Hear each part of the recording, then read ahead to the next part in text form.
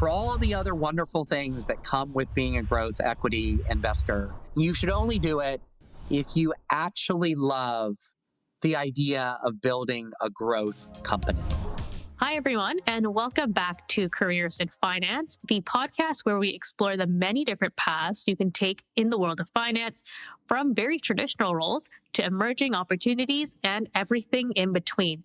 My name is Mian. You've seen and heard me here before, and today's guest is someone that I have been so looking forward to and so excited to have here, Eric Byunn.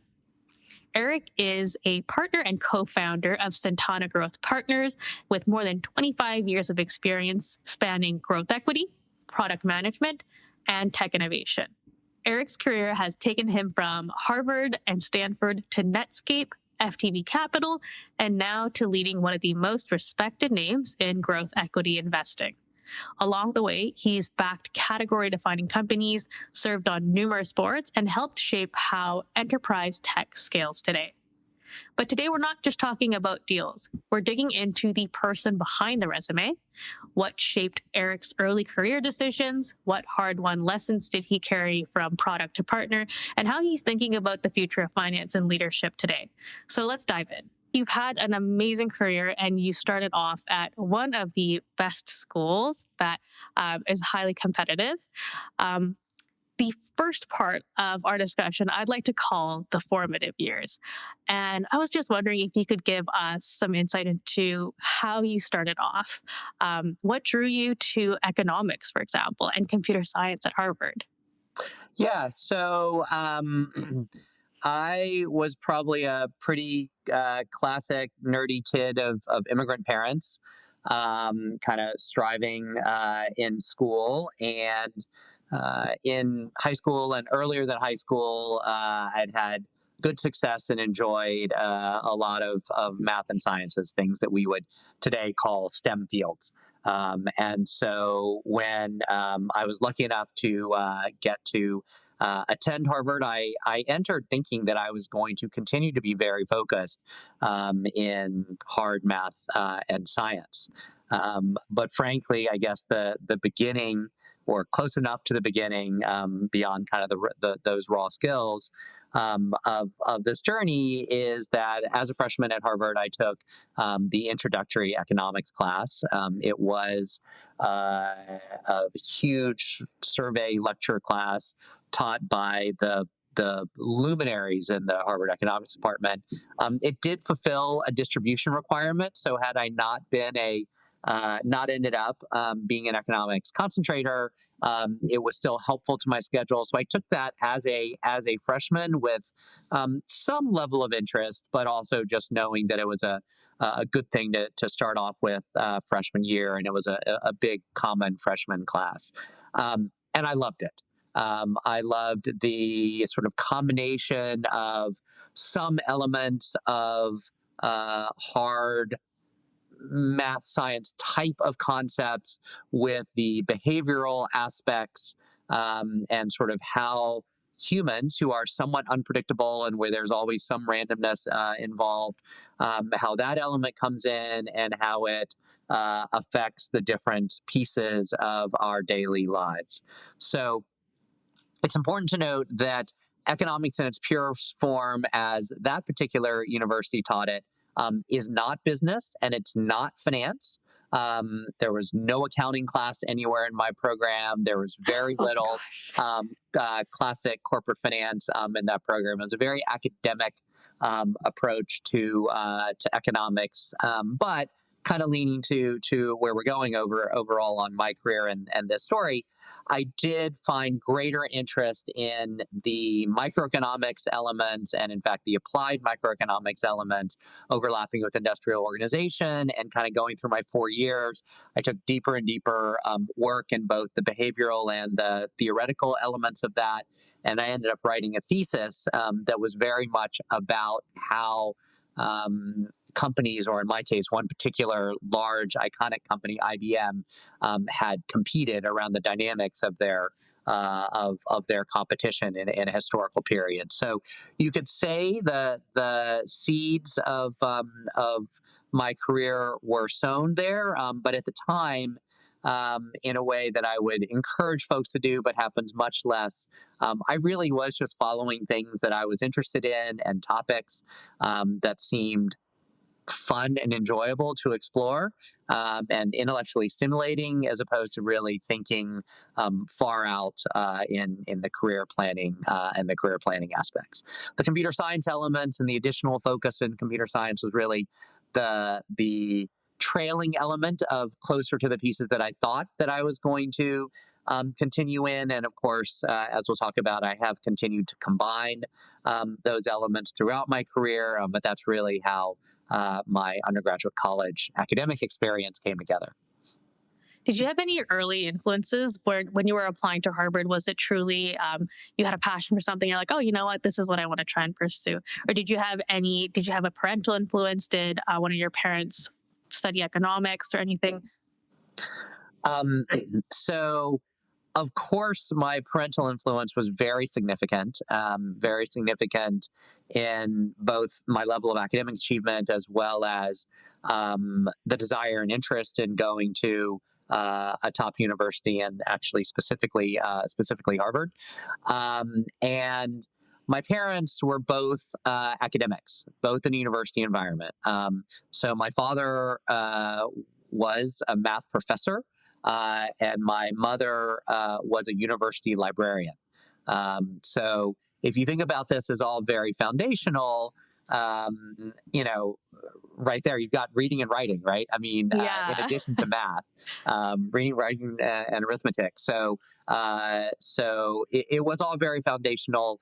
I think the path towards economics, the path towards finance, much less influenced in my pre-college years, and I think the kid who graduated from high school, who was entering college, knew nothing about finance, knew nothing about business, only knew the elements of economics around sort of everybody's day to day life. But of course, the parental influence in achieving intellectual curiosity, understanding that there can be valuable things out of academics. All of that comes from a very strong parental influence and encouragement. And pursuing intellectual curiosity, generally a curious person, a great place for those people, I think, end up in consulting. McKinsey, a company that so many people aspire to work at.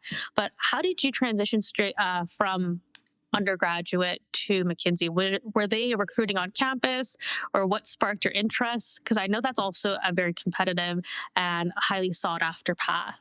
Yes. So unfortunately, I'm aware that the world has changed, but I did not have any interest in consulting until I was a college senior, and they did recruit on campus. And I'd never spoken to them or anyone associated with consulting until I was a college senior. Now, backing up one step, um, the college summer between junior and senior year, I interned for JP Morgan. And as an intern at JP Morgan, I had gotten that through campus recruiting as well, and perhaps being not as clued in as I think many of today's students and folks going through this are. I heard the name. I knew great things about JP Morgan. I knew a bunch of my friends were going into different things in now I guess we'd say the word finance. At the time, I just thought banking. Yeah. And so I interviewed with JP Morgan and for that internship. And it turned out that the group that I was interviewing for was effectively an internal consulting group to JP Morgan. Within the very large bank of JP Morgan, they had been, and I actually think they still have, a sort of internal consulting operation, and I was being hired into that. Once I was lucky enough to have several options on what to do that summer, and that was my introduction to, oh, there's this role that is consulting. And so, of the different things that I do, which had a number of different characteristics, like I could have done more computer stuff, I could have done more pure banking sorts of things. But I found this internal consulting role to be pretty interesting when I was looking at my options. And so I went to JP Morgan. That being an internal consulting role, I guess in hindsight, that obviously helped me both get seen and interview well for a traditional management consulting role like McKinsey and Company. And what was your time at McKinsey like? Because I know that's a huge, I think for generally anyone going into management consulting, investment banking, that's a really big step. Going from being an academics, kind of being able to manage your own time, study, prepare for tests, do well on those, to going not into just any corporate environment, but one that just generally has extremely high expectations, very high demands in terms of time. It's a really, really big transition in life, personally, I found. So after undergrad, I went into investment banking in Toronto, and I just remember being so shocked at how different my life was arranged day to day. But there were so many incredibly pivotal lessons that I think I learned in my first 3 years in investment banking that I think really set me up for success for my whole career. Like even today, there's like habits, there's a polish and professionalism, and there's a degree of stress management that I can handle that I don't think people could necessarily become accustomed to unless you went down that path. What was your time at McKinsey like? So I would echo a similar takeaways from that experience in terms of it was an amazing experience. I learned so much, so many lessons and formative elements about the way I think about business, career, competitive dynamic, strategy, all that sort of thing, and importantly, finance. All started at McKinsey. Um, on the other hand, um, and I think this is still somewhat true, although maybe not as true, going to McKinsey as someone who had um, uh, before that entirely been essentially a student was, I think, less of a transition than many other roles, including investment banking. And I say that because there was, and I think to some degree still is, an academic element to um, strategic management consulting or management consulting.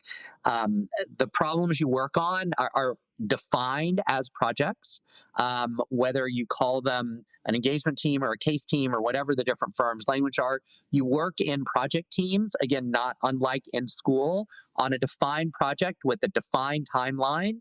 And ultimately, the end products are a deliverable that now I think map almost exactly to things that people do in school. When I was there, there's a little bit of a transition. Probably the biggest transition was showing my age a little bit. You know, in school, we wrote prose papers, not slide decks and presentations.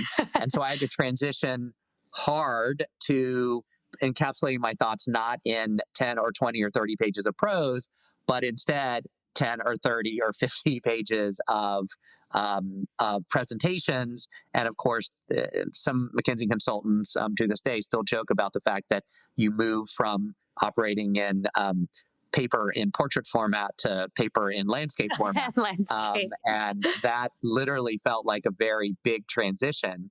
But honestly, the day to day of, frankly, just problem solving, thinking about a defined problem, trying to get to an answer, working in a team, and being able to draw on a library and other resources and this sort of thing, there were a lot of similarities. So a management consulting job as first job out of college, both eased the transition. And then, of course, the direct application of that was to exactly as they pitch, big topics that senior managers are thinking about. And being able to do that as a 22-year-old, 23-year-old from sort of the bottom of the totem pole provided great insights in terms of some of the same things you said. You know, work ethic, how to arrange kind of work, how to arrange thinking, how to stay prioritized, how to think about the interchange between the math and the analysis of what you're doing and the human elements of change management and having people and all the personalities and emotions and everything that go into all of us as people, and how that all filters into both folks understanding information and the decisions that get made that lead to both strategy and execution. So, invaluable time, amazing starting place for a career. All those things were true. The last thing, perhaps, again, paving the way towards finance for a young career person who had studied economics, but was still very much kind of torn about where to go long term in career. I actually still had a thought about law school. I had a thought about many, many different aspects of business. But the very first project on which I was staffed was actually supporting an M&A transaction. And it was interesting because the transaction had both bankers and consultants involved, bankers, consultants, and lawyers involved. And shockingly, one of the things that the consultants were asked to do was to provide a point of view on the valuation that the transaction was being done. Oh, that's so bizarre. Very, very bizarre for, in hindsight, for a management consultant to do. But at the time, I didn't know that that was an unusual ask. And it's a few years later, and to all of my then clients and current McKinsey clients, there were many, many, many senior people examining my work. But at the very far bottom of the totem pole, I got handed. It's actually my regular office, not my home office, which I'm doing this from. I got handed a book titled Valuation. The author was Thomas Copeland, who was a professor at UCLA, I believe, and that was the seminal McKinsey book on how companies were valued. And I read it cover to cover in order to figure out how to do this project. Oh my god. That oh god, that sounds so stressful. I can't imagine consultants being asked to provide an opinion on that these days. But maybe, I mean, practices change so much over time. Maybe it was part of their due diligence at that point. Well, in a kind of side note to this, uh, my partner and co-founder in my current role, he actually also started his career at McKinsey and Company, but he was in a specific corporate finance group within McKinsey, and a specific group where they did a number of valuations. So Oh wow. in that particular part of McKinsey, this would have been a natural project. But I was a generalist consultant coming in, not having done any kind of business or accounting or finance background. And so being tossed into a valuation exercise, which was not a legal opinion in the capital O opinion, but just a Mhm. perspective on valuation, was in hindsight kind of unusual, but a great learning experience. Again, lots of great managers, partners, mentors who helped me get through that exercise, and perhaps did kind of lead me on the path that I've been on for the past decades. And then after your time at McKinsey, how did you find Netscape? I remember Netscape, um, but unfortunately, Netscape is not necessarily around today. But I find that part of your resume to be so interesting. What was it like there? What did you do? What drew you to Netscape? And what was your time there like? Yeah. So you didn't ask, but I'm going to answer this question continuing in chronological order. I did the standard, in my case, 2-year analyst program at McKinsey. And at the time, McKinsey was very, very encouraging of its analysts to return to business school. I came out of McKinsey with their full endorsement and support. And honestly, at the time, with every expectation that I was going to return to McKinsey after business school, I came out here to the West Coast to go to business school at Stanford and enrolled in the MBA program. And so, just kind of quickly, because there is some degree of a logical thread, if we go all the way back to college, as I said, I did a lot of work in computer science, and taking internships or jobs in the technology field and the computer software field was something that I had explored each and every time, although as we've been through, I didn't take those roles. And so when you come to business school, and you're coming from a place like McKinsey and you're thinking about returning to a place like McKinsey, you have a kind of the standard conventional wisdom, as encouraged by McKinsey, is to do a summer internship in something that's not management consulting, and that's quite different. And so I returned to my sort of technology history, and said, great, I'm going to go do something in technology.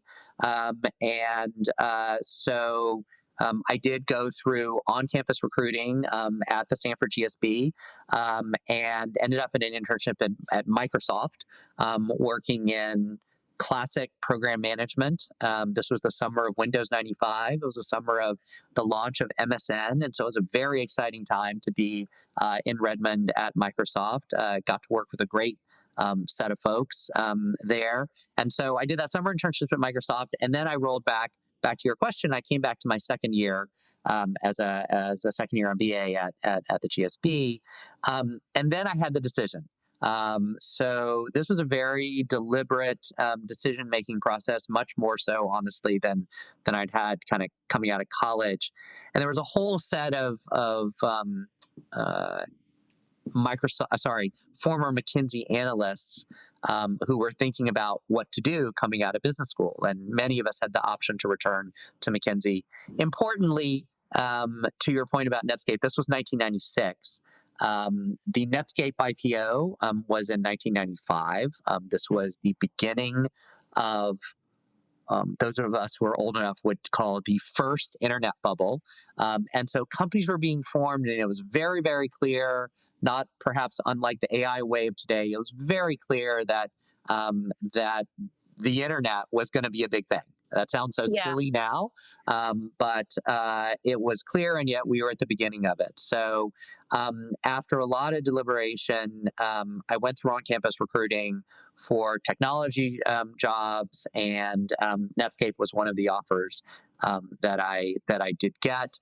Again, a great group of a team that I was able to join, led by a former GSB grad, an MBA from a number of years ago, and so that opportunity to work in what was very clearly the formative stages of a big and important change in business and industry was an opportunity that I jumped at, and we're still a long way away from finance because I went into very traditional product management there at Netscape. And then, so speaking of, it's, as you'd say, a long way from finance, but today you are a partner and co-founder at an equity growth firm. So from Netscape to where you are today, there are a couple of chapters in between. And I'd love for you to take us through what led you to each one of those opportunities, and share any particularly significant milestones or learning opportunities that you think you had. Yeah. So, as you noted earlier, Netscape is no longer a company, or it's barely a brand these days. And the reason for that is that we were acquired by AOL, also not really a company or brand these days. But at the time, it was a big blockbuster acquisition. We viewed Netscape, we viewed ourselves as, Silicon Valley hot startup. We were being acquired by, with apologies to those, this was at the time an East Coast older company, and so like many, we started to look up people. We were like, we should do something else, and like many, I thought, well, I joined Netscape as a young but public company and wanted to go to a true startup.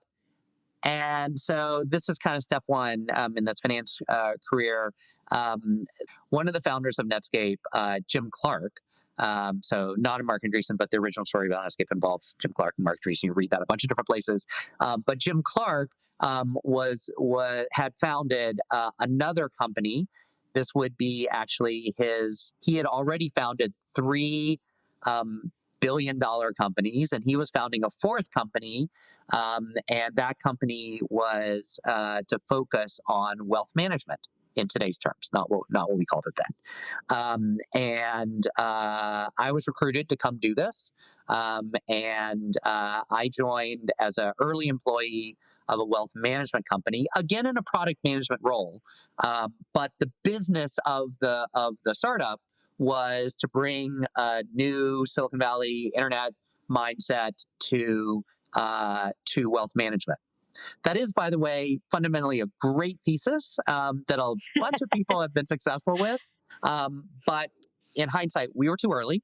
But we tried it, and we made a very, very good effort. And importantly, for me in my career, while I came in as more of a technologist, um, the much of the team at my CFO were folks who came out of brand name Wall Street bulge bracket types of names in all sorts, or Big Four accounting. And so while there was a technology team and a team of product managers, actually the majority of the company was senior professionals out of finance and accounting in various aspects, investment, data tax, all these different elements.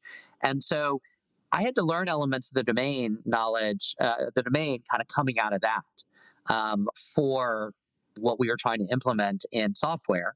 And so that was also very formative, kind of adding the layers, kind of reverse of peeling the onion, kind of adding the layers to my finance learning and training. And then my CFO, also not a household name these days because it also did not succeed. As I said, we were I'll stick with great concept, but too early for a bunch of different reasons. And so when I left there, I took a pause to kind of think about what to do with my career. I knew that I wanted to take that pause. I had sort of thought about the types of companies I wanted to be a part of and what I wanted that role to be. And unfortunately, again, dating myself, this period, I had just left my CFO, and the September 11th attacks and tragedy happened at that time. And so, for those of us who lived through that, like everything kind of came to a halt. Like everyone's re-examining their lives and this sort of thing. And a bunch of people went out and did great things to affirm the world. I took this period, did a very methodical, straight out of the books, advisory sort of things. I did dozens and probably 50s of informational interviews across a wide range of different things that I might do. Um, this is the point at which I focused in on finance. This is the point at which I focused in on becoming an investor, which is something I toyed with earlier and thought about, but I was really kind of focusing in on becoming an investor. And then over the course of my informational interviews, trying to match both my skill set and my experiences with what I thought was interesting. I landed on growth equity with a focus on financial services, really leveraging my last experience or two. And so after a period of time off and at least career soul searching, I joined a firm that had not pretty recently before that been called Financial Technology Ventures. They were able to take the name because no one used the word financial technology or fintech. And then within that time frame, they changed their name to FTV Capital, or we changed our name to FTV Capital, which now is the first of these names that is still known because that is a large multi-billion-dollar growth and private equity firm today. And honestly, this is my first real finance job. Luckily, it had very significant elements that overlapped with understanding business strategy, understanding technology, understanding the business of building technology companies, and understanding financial services and understanding how the dynamics within financial services worked. And so I had assembled, not so deliberately, but like in a way that made this a good match. I had assembled all those pieces, but the pure corporate finance was something that was newer to me. And kudos to my colleagues and partners at FTV who helped me go all the way back to my McKinsey evaluation book and frankly relearn and refamiliarize myself with a number of those tools. I would say to any of our listeners, it's not rocket science. It is all very learnable. I did go through the full 3-level CFA sequence, and I am now a CFA charter holder. I continue to hold that. And so, both sort of academically and in practice, I kind of built up my corporate finance elements. And again, there were a lot of foundational elements that I built along the way. But somewhere in there, I woke up one day and said, wow, I've become a finance person. And so I was lucky enough to stay there, be promoted to a partner, lead a number of deals, and had a nice long tenure there. And then at some point,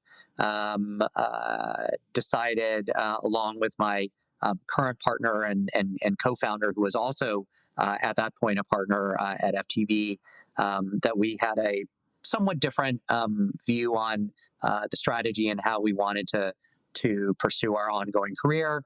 And so, with fondness and appreciation for FTV and everything we experienced and learned there, as well as our colleagues and the great things they've gone on to achieve, we stepped out and founded Centana Growth Partners 10 and a half years ago now, to keep investing in growth stage and early growth stage financial services and related enterprise technology businesses.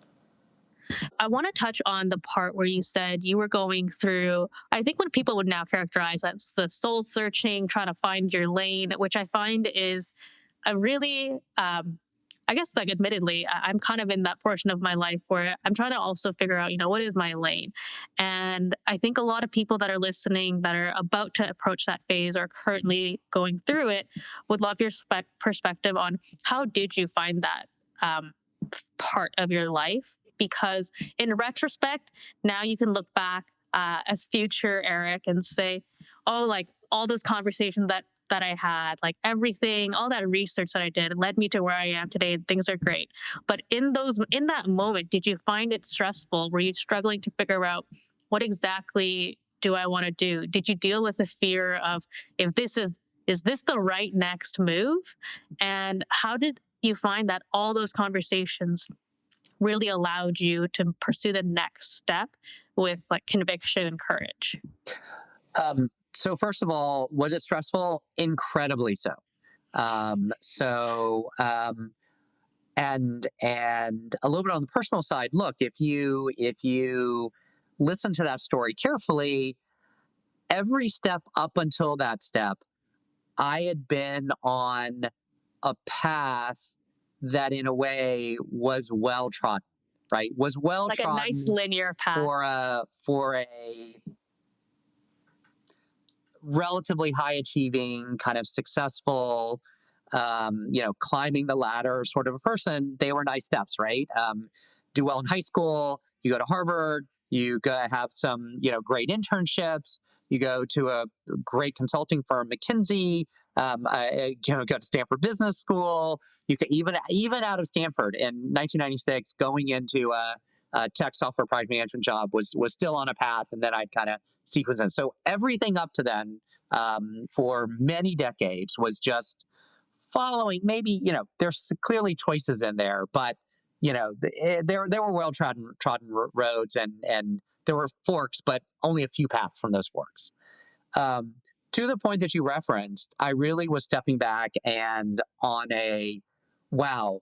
To some degree, I could try to do anything, whether I'd be successful or not.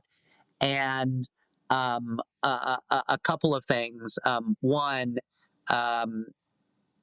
it was very helpful to get a little bit of distance and think about the skills and experiences that I had assembled over this path that was somewhat guided by what's been there before.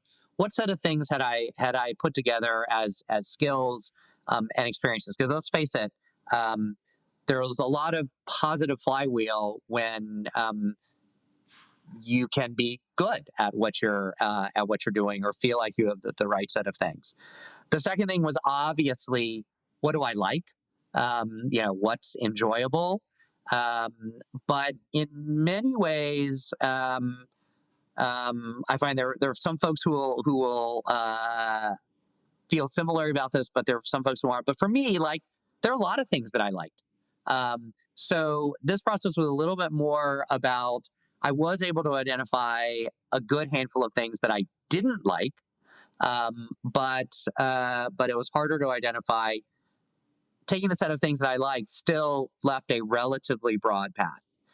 And here's where that very classic informational interviewing, I guess maybe to some degree what people call coffee chats today, came in incredibly helpful. So I reached out to people that I knew from every chapter of my life. Of course, we didn't have LinkedIn, but I did my best to figure out what they were up to today. So whether they were from any of the jobs I had held, any of the internships I'd held, any of my academic kind of stops, if they were, as I started narrowing it down, if they were in finance, if they were investing, if they were in, some different aspect of consulting, like I'd call them up and ask them to have coffee or lunch or kind of whatever. And just, I ran it like a school project or like a consulting project. I tracked it. I had goals, I had objectives, I had dates, all this kind of thing. And running around and having all these conversations really helped me refine that. And I think the path that I've basically since then been on reflected all those things. Where am I interested? What sort of makes me happy, as well as what makes me not happy? Where my skills and experiences were relevant and would be used and helpful, and the input that all those folks made around everything, around what they liked, around what they didn't like, around where their skills and experience, what a typical day was like, where they saw the industry going and not going in terms of what would be a good place to be from a category perspective. So all those things came to bear. And at Centana, it's very different because you were actually co-founding this firm, which is so different from anything you've done before. Typically, and I think it's the case for most people, we go to an employer, we work for businesses, we help grow them, build them, maybe sell them, and that's all fun and exciting. But it's also very exciting and stressful in a very different way when you found your own thing, especially when it's something so big. How has that been for you? It's been a 10+ year journey now. How did you go about the process of, for example, finding a co-founder? How were the first kind of year? How were the first 2-3 years of starting? And how is the firm today? I know that everyone has the web. I've looked at Centana's website, kind of know what the theme is, but would love to hear your thoughts from Eric himself. Yeah. So I do always remember that when we uh, decided to do this and I started sharing this with my network, including one of the one of the CEOs and founders of a, a company that I invested in, had been a very successful investment. His words back to me are like, "Look, Eric, I've enjoyed working with you, and you've been a great partner and investor. But this is going to make you a even better partner investor." And I asked why, and he said, "Because the founder journey is unique, and even though you're founding a finance firm, um, you are a founder, and you will experience that, and it will be great for you." I have remembered that for the decade plus, and it's entirely true. So, and I had even, look, I was in the top, I think, 25 employees when I joined, the first 25 employees when I joined my CFO. It was very small. It felt very startup-y, but there's a sense of responsibility that this is on your shoulders, and it's all you or no one, that comes with being a founder, that I think is both stressful and on the good days, exhilarating. To be fair, so I think that's fantastic. I think the other thing is, of course, the support system around you is incredibly important to that. So, of course, a little bit of the shout outs. First of all, I was lucky enough to have a business partner who I'd worked with for over a decade. So we were able to talk and share with that. And as we found our third co-founder, who was someone through our network, he kind of joined into that as well. But that was a key part of it. Of course, I can't believe I've gone this far without mentioning my wife, my life partner, who is also in finance and understands a lot about, from her perspective, a lot about how investment firms are formed, and so could provide a lot of support. And then just everywhere around us. There is a natural community. My understanding is that in the operating company startup world, it's the exact same way. But those of us who have founded investment firms, there is because I'm now on the other side of that, to some degree. We're still only I don't know, teenager or something, but I guess we're 10 and a half, not even a teenager, but like there is very much a network of those who have done it before you are very willing to help, and give you their advice and tell you what worked and didn't work and share their networks and all that kind of thing. And we try to do the same thing for those who are starting after us. And that was an invaluable part of the process. But it was very, very stressful. I think most founders of investment firms now specifically will tell you you go through some period, short, long, ours was non-trivial, of not having any income, of not having a paycheck coming in. Then you wonder about where the next one's coming in, and then you wonder about where the one after that's coming from, at the point where you start to hire staff. And so other people are depending on you. All of those elements kind of come into place.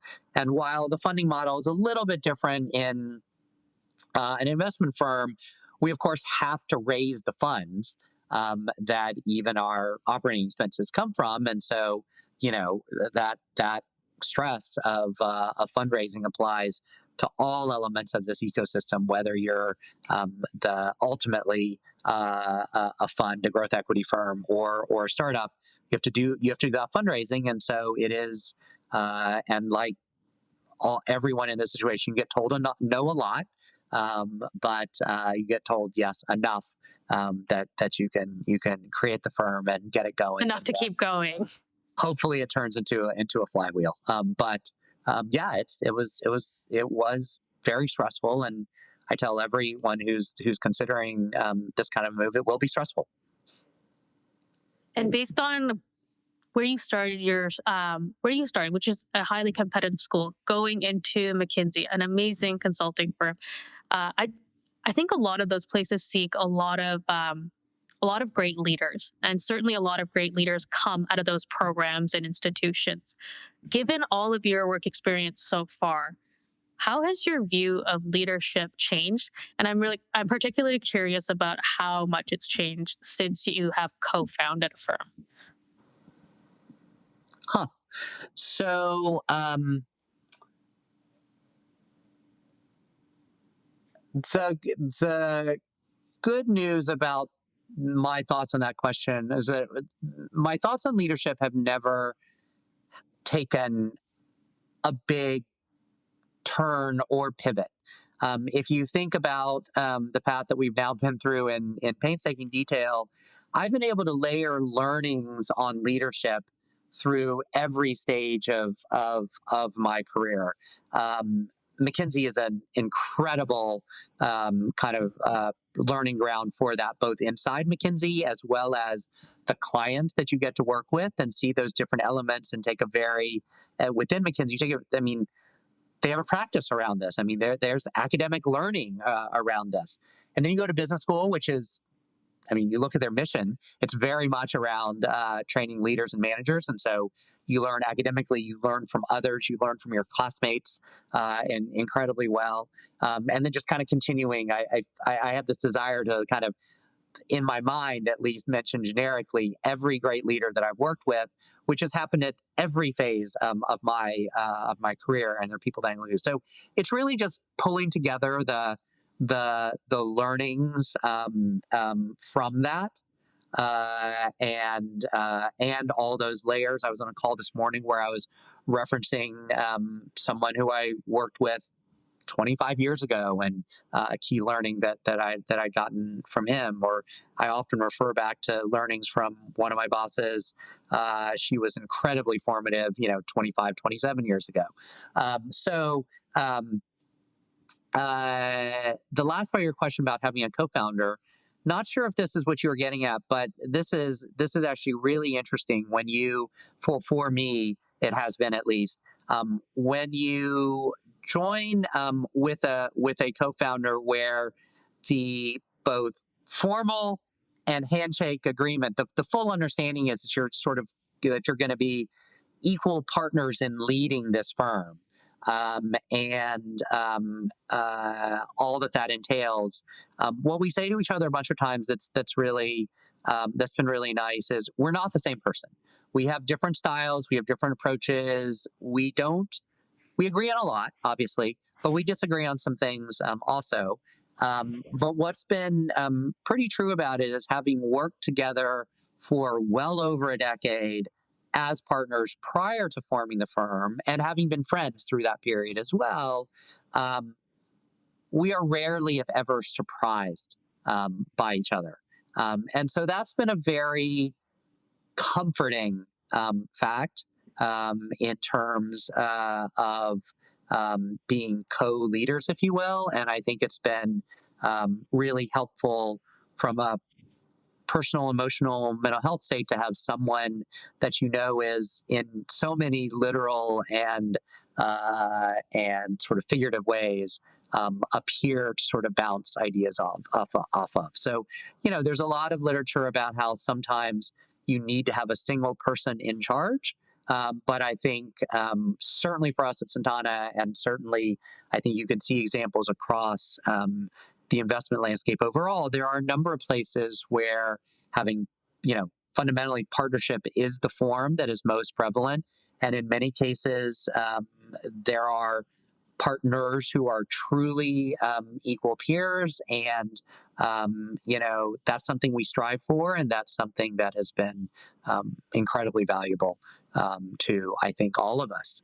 Something that we continue to seek is to make the partner title, which we all use, truth across the full partnership that we have, whether that's one partner, two partners, four partners, 10 partners, kind of whatever. We really want that to be the case, because it helps in the shouldering of the burdens of leadership, and also enjoying the triumphs. And I have one last forward-looking question before I move into a rapid-fire question, just to get to know you a little bit better. Is there anything in particular that excites you about the next generation of investment professionals that are coming into the growth equity space? I think what is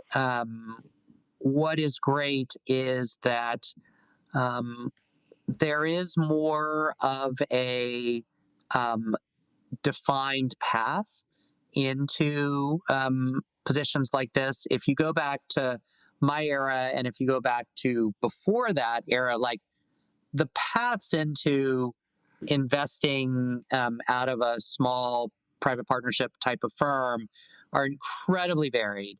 And what's true today is that there's more of a defined path, but it's not exclusive, right? So there are still people coming in from less typical paths, but there's more of a mainstream. I hope that the industry as a whole can take the benefit of that, which is not to lose the diversity the diversity of perspective that comes from that, but take advantage of the fact that, look, we just talked about, I consider myself to be a quite experienced growth equity investor, and particularly one of the sort of OG in terms of growth equity investing in financial services and fintech. But that's only been 25 years. With this next generation, we will have folks who have been investing on this strategy in this kind of an environment for their full careers, and have been thinking about it the entire path. Hopefully, blending that with the non-typical backgrounds will lead to some great things. And I think we're lucky enough in this industry that perhaps unlike some industries, as they've grown, you've seen some level of the quality of talent coming into the industry not being as strong. But I think in broadly speaking, growth equity, private equity, VC investing, we're still seeing this incredible richness of talent coming into the category. So it's hard not to be excited about it. And before we wrap up, quick rapid fire question, a few about investing, a few just for fun to get to know you a little bit better. What is a book that's had a lasting impact on you, except for the valuation one?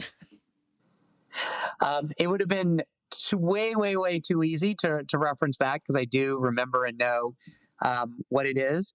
There's going to be a funny and kind of old school example, but there's a book from the mainframe era of computing called The Mythical Man Month. And what it talked about was very specifically, if I recall, and it's been many years since I've read it, so perhaps I'm not having this exactly right.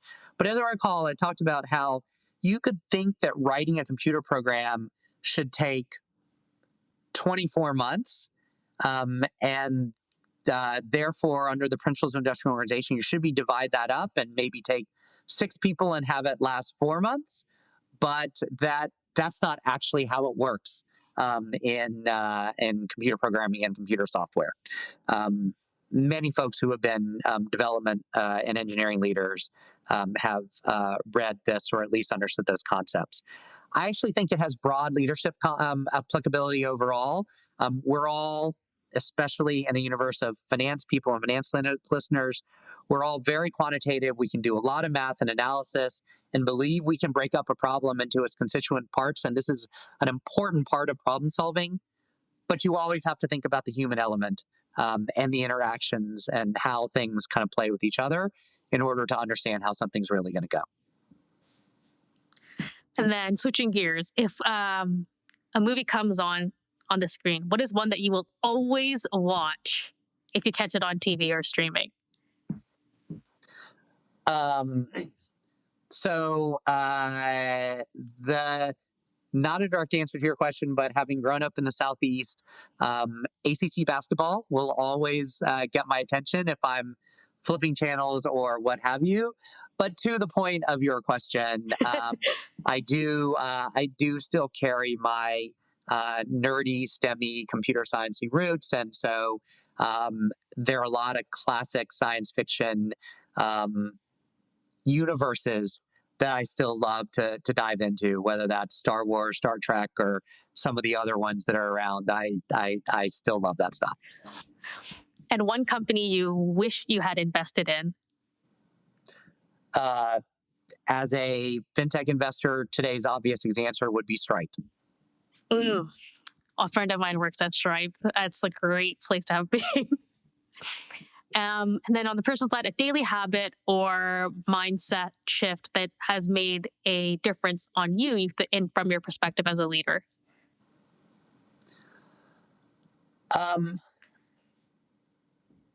I think going back to some of those lessons from 25, 30 years ago, and this one is attributable to a particular person who's gone on to have an amazing, prominent career in Silicon Valley.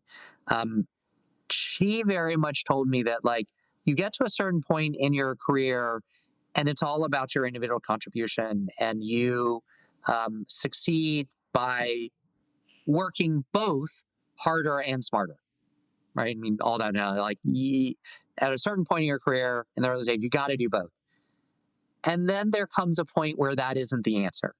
And you have to think about working with people and getting more people involved and helping them And perhaps we could argue semantics of, is that also working harder and smarter? But that basic paradigm was one of the biggest leadership shift paradigms that I have had in my career. It was told to me, I could count, but somewhere between 25 and 30 years ago, and I still think about it at least weekly. And to close out one of my favorite Careers in Finance podcasts yet, what is the best piece of advice you'd give someone considering a career in growth equity today? Wow, there's so many elements to that. I think we use all these analytical tools.